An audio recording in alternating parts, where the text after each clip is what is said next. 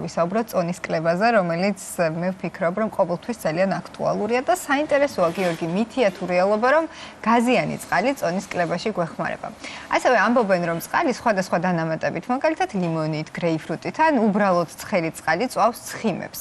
დღეს ვისაუბრებთ წყლის როლზე წონაში კლების პროცესში, ასევე რამდენად გამართლებულია ეგრეთ წოდებული ფასტინგი, ანუ 1 დღის განმავლობაში ან 3 დღის განმავლობაში მხოლოდ წყლის მიღება. რა დადებითი და უარყოფითი შედეგები შეიძლება გამოიწვიოს ამ მეთოდმა.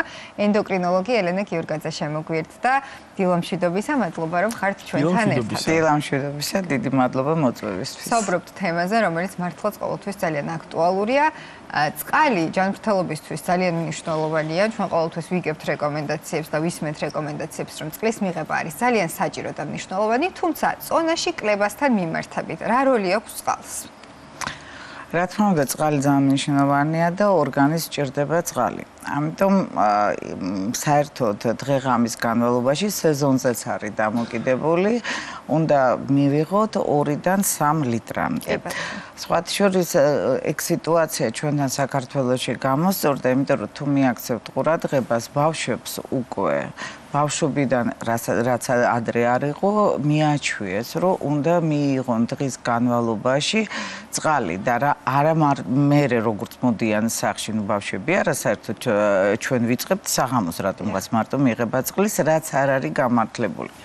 და ყველა ბავშვი სკოლაში რომ მიდის, მშობელი აუცილებლად ატანს ერთ ბოთლს წყალს და ბავშვები რომ ბრუნდებიან, ბოთლის ყოველთვის დაცლილია. აქედან გამომდინარე სწორი კულტურა წყალის მიღების, აი როგორც ჩვენ შხაპს ვიღებთ, კბილებს ვიხეხავთ, წყლის მიღებასაც უნდა გქონდეს სწორი კულტურა. დილიდან საღამომდე უნდა მივიღოთ, დილით უფრო დიდი რაოდენობით და ერთდროულად არ უნდა იყოს მიღებული წყალი. დიდი რაოდენობით რას გულისხმობთ? აი პირდაპირ რომ დაჯდებიან და დალევენ 9 litrს, იმიტომ რომ ახსოვს რომ წყალი აუცილებლად ჭირდება და უნდა მიიღოს, მაგრამ კი და შეიძლება აიღოს და 2 საათში, 2 საათის განმავლობაში მაგალითად პაციენტს ადამიანს რო წერ, მე 2 საათის განმავლობაში შეიძლება დალიოს ეს წყალი და ჩათვალოს რომ სწორად მოიქცა. გადატვირთა წყლით არ შეიძლება, იმიტომ რომ სხვადასხვა ორგანები მათ შორის თირკმელიც იტვირთება, როცა ერთდროულად იღებ ამ რაოდენობას. ამიტომ ეს 2-3 ლიტრი უნდა იყოს დღის განმავლობაში და ამაში არ უნდა ჩათვალოთ არ წყალა, არც ჩაი და არც ხილი და არც ბოსნეული, რასაც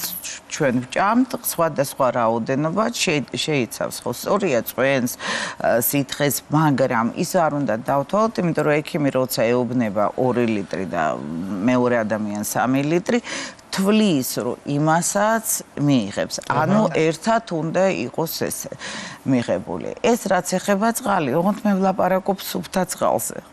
აი ესა წყალზე და არა გაზიან წყალზე. გაზიანი წყალი ეხლა უნდა ჯერ ერთი გაზიანი წყალი, ანუ მინერალური წყალი, ხო? არა, აი ამაშია საქმე. გაზიანი წყალი სიტყვა არ ნიშნავს მინერალურ წყალს. ჩვენთან არის მინერალური წყლები. მაგრამ უცხოეთში ხართ ნამყოფი და ალბათ გასინჯულიც გაქვთ, არის გაზიანი წყალი. აი, რასაც წერენ უცხოურ ლიტერატურაში, ეს ნიშნავს გაზიანი წყალი, იმიტომ რომ ისინი წერენ მინერალური ან გაზიანი. მინერალური წყალი არის ნატურალური წყალი, რომელიც მოიპოვება და უბრალოდ მერე მდიდრდება გარკვეული რაოდენობით კიდე გაზებით. შეიძლება სულაც არ იყოს გაზიანი. შეიძლება არ იყოს, შეიძლება რაღაც რაოდენობა შეიცავდეს. რაც ეხება გაზიანი წყალის, ეს ნიშნავს, რომ ჩვეულებრივ წყალს რაღაცას უმატებენ, შეიძლება რომელიმე მინერალი დაუმატონ, შეიძლება არ დაამატონ და უბრალოდ მზრდიდება გაზით. რაც ეხება მინერალურ წყალს, თუ მინერალური წყალი ნორმალური არის და რა თქმა უნდა ყოველთვის არის შესწავლილი და არის ისეთი წყაროები, სადაც შეიცავს დიდი რაოდენობით მინერალები.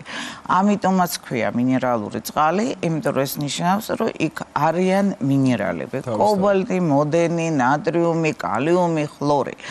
და რაოდენობა უნდა იყოს გათვლილი. სანამ წყალი მინერალური მიდის უკვე შეფუთვაში და გაყიდვაში, მანამდე ლიცენზიებს იღებენ, რომ იქ არის აი ეს მინერალები იმ რაოდენობით, რაც არის საჭირო. არ დააზიანებს ადამიანს, მაგრამ ეგეთი მინერალური წყალი თუ იყიდება სუპერმარკეტებში, ეს ნიშნავს, რომ შეიცავს მინერალებს, მაგრამ არა ძალიან დიდი რაოდენობით და ამაზე არც ექიმი და არავინ არ აგებს პასუხს, მაგრამ ეს მაინც არ ნიშნავს, რომ იმ ადამიანს 9 ლიტრზე მეტი შეიძლება რომ მიიღოს დღე-ღამეში. მინერალური წყალი თუ ორგანიზმი ჯანმრთელია, 9 ლიტრზე მეტი არ უნდა იყოს მიღებული. მამა მოусმინე ლიტრობით როსვავს სახლში მინერალურ წყალს. ოღონდ შეიძლება ექიმმა შეზღუდოს 250 მილilitrამდე. ესეც არის გასათვალისწინებელი, იმიტომ რომ შეიძლება შეიზღუდოს რაიმე თქვენი აი მაგალითად შეიძლება მე ჩემ მაგალითზე გეტყვით. მე მინერალურ წყალს ვერ სვავ თუ არის ნატრიუმი. ეგრევე ვარ შეშუპებული. დილით ორი ჭიქაც რო დავლიო, მეორე დილით ავდგები და მექნება შეშუპებული თვალები და აი თითებიც.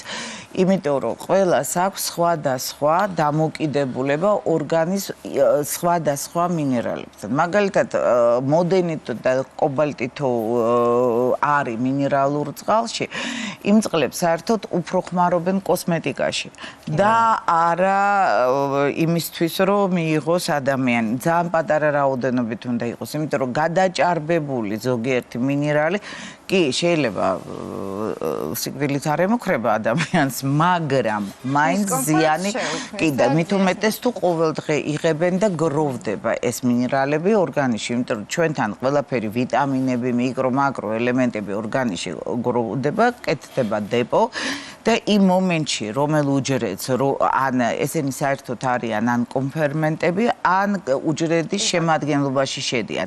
აი იმ მომენტში რომელი ჭირდება, უკვე დეპოდან ორგანიზმი კი ბატონო, რაც შეეხება წონაში კლევას, ბოლო პერიოდში აქტიურად საუბრობენ გაზიანი წყლით წონის კორექციაზე. გვეხმარება თუ არა რეალურად გაზიანი წყალი?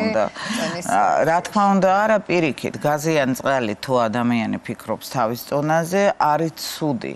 ჯერ ერთი მინერალური წყალი დავანებოთ თავი, აი ეს გაზიანი რო ავიღოთ. იქ საერთოდ ძალიან დიდი ბოდიში, მაგრამ მე როგორც ექიმს უბრალოდ აზრი არ მესმის, რატო უნდა დალიოს ადამიანი ჩვეულებრივი წყალის მაგივრად, იგივე ჩვეულებრივი წყალი გაზით შევსებული. მოდით გავიხსენოთ გერმანელები, რომლებიც სვავენ დიდი რაოდენობით ლუდს და გაიხსენეთ იმათი ფორმა.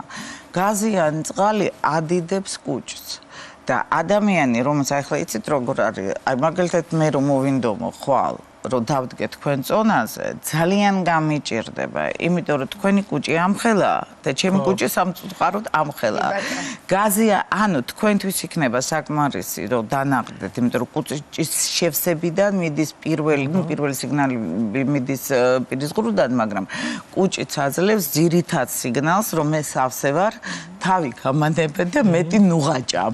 მე რა რო თვალს უნდა, რეალურად მე უკვე სავსე ვარ და თუ აგრძელებ ჭამას, ნელ-ნელა კუჭი იზრდება და რაც იზრდება, ჩვენ უკვე იმისთვის რომ ეს სიგნალი მივიღოთ, უფრო მეტი უნდა ვჭამოთ გაზიანი წყალი, გაზიანი წყალი, უბრალოდ იმის მაგეთ რო წყალი დავლიოთ, ამ გაზებით აფართოვებს კუჭს, რაც არ არის სასურველი. შეიძლება პირიქით შედეგიც გამოვიწვიოთ? კუჭი თუ გადიდდება, რა თქმა უნდა, უფრო მეტ შეჭამთ. ამის გარდა გაზია, ხო?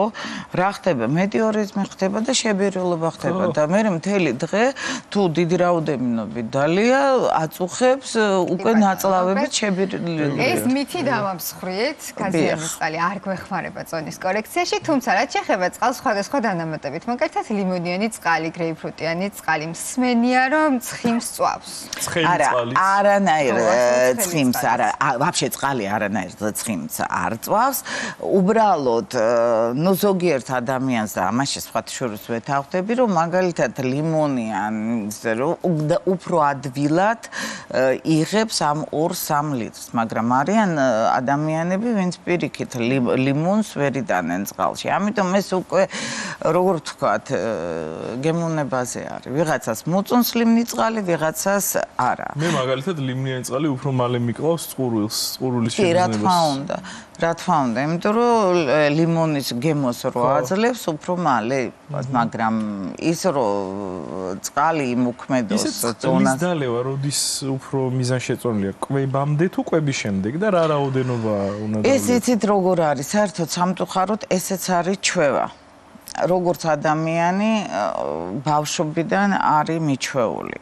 კარგია რომ მიიღონ წყალი ჭამის მერე, რა თქმა უნდა და აი კვებების შორის ცოტ-ცოტა ყლუპ-ყლუპებით. აი ამიტომაც გამართლებული ეს პატარა თერმოსები და რაღაც საწყობები, რომ იგივე ბავშვებს ატანთ და სამსახურში მე მგონი თქვენ ახალგაზრდები ხართ, თქვენც უკვე ხართ მიჩვეულები, იმიტომ რომ თქვენ დროს უკვე ამას სკოლაში ასწავლიდნენ. ესე იგი, კვებებს შორის, თუმცა კვების დროს წყლის მიღებაზე რას გვეტყვით? მე მსმენია განსაკუთრებით ბავშვობაში, რომ კვების დროს წყალი არ შეიძლება. რა ზიანი შეიძლება მოგვაყენოს? ესეც არ არის სწორი, ეს როგორც იცით, კიდე ერთი მიფია, მაგალითად, რომ შაქრიანი დიაბეტის დროს ადამიანს რო წყურია, სანამ მივა ექიმთან, შეიძლება 6 და 8 ლიტრი წყალიც დალიოს.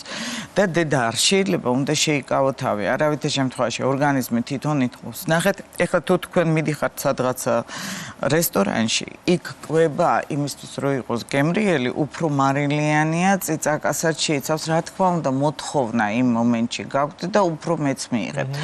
იმ მომენტში თუ სახში ხართ და უმარილო ბალზამიკოს გარეშე მიირთვით სალათი, იმ მომენტში არ მოგინდებათ. ორგანიზმი არაჩვეულებრივად თვითონ არეგულირებს რა როდის ჭირდება და იმ მომენტში თუ მოთხოვნა არის და წყურვილი არის, ეს ნიშნავს რომ აუცილებლად უნდა მიიღოს წყალი, ეს ნიშნავს ორგანიზმში რაღაცა არის იმ მომენტში მიღებული, რაც აძლევს სიგნალს, რომ უნდა მიიღო, რომ მე აქედან გავიქცე შენ ორგანიზმიდან. აი დიეტის დროს იღებენ ხოლმე განსაკუთრებით ხშირად კვების დროს, იმიტომ რომ შიმშილის გრძნობას მალე კლავს.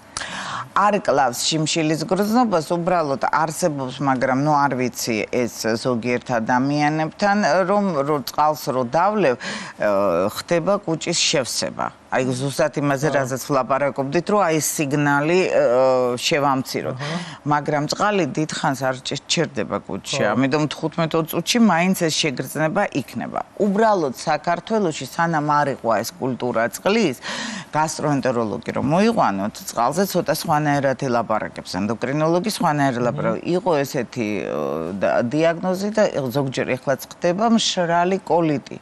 ანუ პრობლემა, იმიტომ რომ წყალს რო არ სვავენ, უკვე ვითარდება კოლიტი და კუჭის მოქმედება არ ხდება ისეთი რანაირიც უნდა იყოს და არ აქვთ ყოველდღე.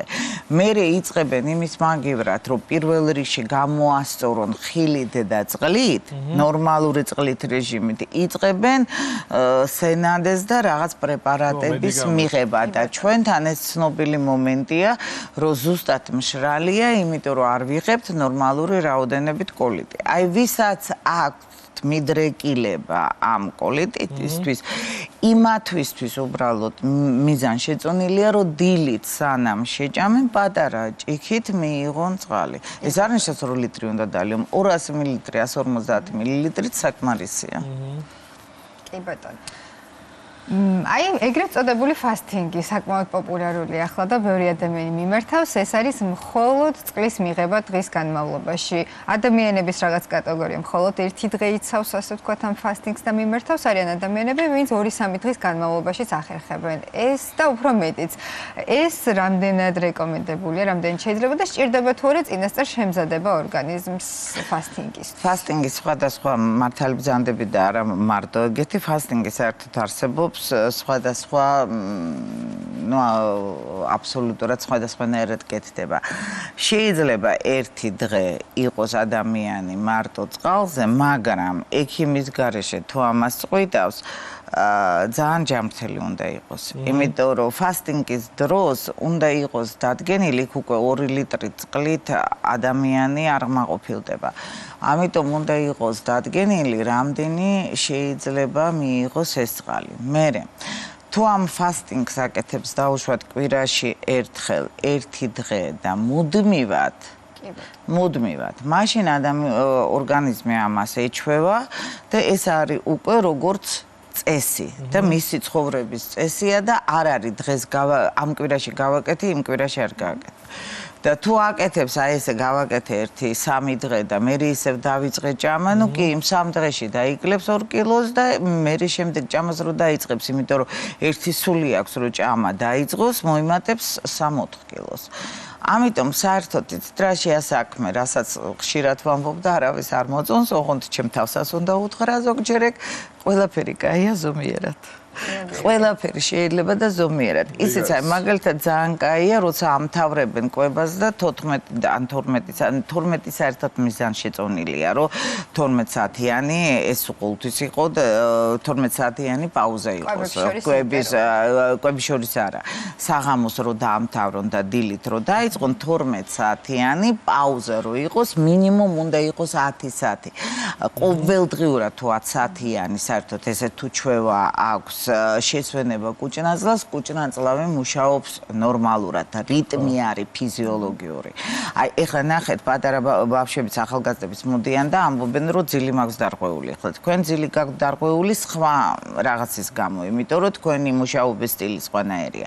მაგრამ რატო აქვთ მე რო არ ყვევთ? კომპიუტერთან ზის ღამის პირველ 2 საათამდე, ზოგჯერ 6 საათამდე და რა შვება? არა, მე არ ვჭამ, როგორ გეკადრებთ? ხილი კი? ხო, სუსნაობა, რომელიც არის ძალიან მავნე ჩვევა, აი რეალურად არის მავნე ჩვევა, ართულიან კვებად. ამ დროს აქ იღებენ ბევრად უფრო დიდ კალორიას, ვიდრე სადილით, ვახშმით და აი იმ ძირითადი კვებით რაც უნდა იყოს. უი, რას ლაპარაკობთ, ექიმო, მე დღეში ვჭამ ერთხელ. და მე რეიწყება რომ ყოველ 15 წუთში რაღაცას ხან კამფეტი ხო მიაღოლა ყავას, რაღაცა მიაღოლა. იქ წავიდა კიდე რაღაცა ართულიან რომ ეგ არის კვება და თავარია რომ კვებიდან აი თქვენ სწორად აღნიშნეთ, კვებამდე იყოს შვალედი. ეს შვალედი ну кайя თუ 5 საათიანი იქნება თუ ვისაუზმეთ მე სადილამდე 5 საათი მე ვახშმამდე 5 საათი ну ეს ვაფშე იდეალურია ახემსება კვებასა შორის არ უნდა იყოს არა მოდით ფილმებზე გაიხსენეთ ნებისმიერი სერიალი თუ ოჯახი მდიდარია იმათი დილაობით გაიხსენეთ საუზმზერადევს მერე რო შემოდის სტუმარი აი სტუმარი რო შემოდის 12 საათზე ან პირველ საათზე რას თავაზობენ მარტო ჭიქას წყალს ყავასაც არ თავაზობენ და არაჩაის რატომ ეს ადამიანი მდიდარია და რა ეგეთი ისე ვთქვათ ენანება და წყლის გარდა არ თავაზობთ იმიტომ რომ ითვლება რომ ეგ არ არის საინტერესო არ დაკვირვებულოს დავაკვირდით და ოჯახი რომელიც ნუ მაგალითად ჩემნაირი რო შემოვა მაცივარში რაც მაქვს ყველაფერს გამოვიღებ იმიტომ რომ ნიშნავს რომ ცუდად მივიღე სტუმარი და ხო რა მნიშვნელობა რა დროს მოვიდა, მაგრამ აი იქ სადა ამიტომაც ისე რომ ვთქვათ, იმ ადამიანებს არასდროს წონს პრობლემა არ აქვს. იმიტომ რომ ბავშვობიდან ეჩვენ და იციან რომ მე თუ სადილზე დავპატიჟე იმ ადამიანს კი არ შეადა, ამიტომ კი არ მოვიდა რომ მე დამელაპარაკოს, რომ მე რამე ვაჭამო. ამიტომ წყლის გარდა თუ ვახშამზე არის დაპატიჟებული, ნახეთ აუცილებლად წინასწარ იცის, რატომ იცის? იმიტომ რომ ის ადამიანები იცავენ რეჟიმს. ეს უკვე ნიშნავს, რომ იმან გათვალა, რომ დილით და შუა დღეს შეჭამს მარტო ნახევარ კალორიას იმისას, რაც საერთოდ ამ დროს ჭამს, იმიტომ რომ ვახშამზე ექნება გადაჭარბებული კალორიაჟი. კი ბატონო. ძალიან დიდი მადლობა, მოკლედ წყალს მართლაც რომ არაფერი არ ანაცვლებს, მათ შორის არის გაზიანი და მინერალური წყალი. დამამსხვრეთ მითი, რომ გაზიანი წყალი წონის კორექციაში გვეხმარება და ასე არ არის. ბევრი საჭირო რჩევა მივიღეთ. ძალიან დიდი მადლობა თქვენ ამისთვის. ჩვენ